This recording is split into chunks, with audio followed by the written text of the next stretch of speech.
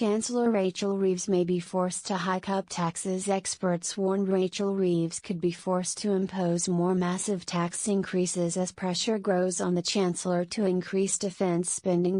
Experts warned meeting US President Donald Trump's demands would cost the UK £80 billion, twice the sum raised in last year's budget, which included hikes to national insurance and inheritance tax on family farms. Prime Minister Sir Keir Starmer is due to meet Mr. Trump to discuss the future of Ukraine and the US commitment to NATO next week.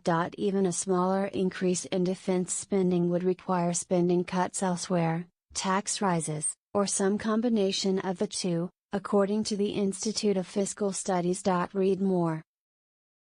Keir Starmer to meet Donald Trump for Ukraine talks with a blunt message.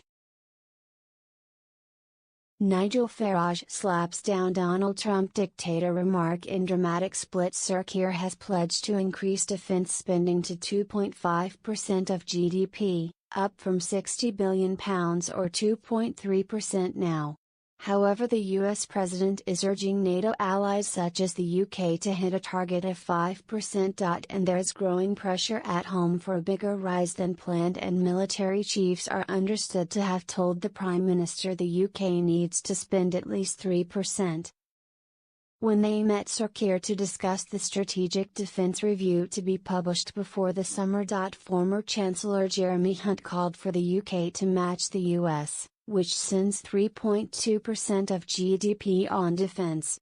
He said, "We need to say that we are prepared to contribute fairly to the defense of Europe, because as we know Donald Trump is fixated on China. He thinks Europe should be defending itself."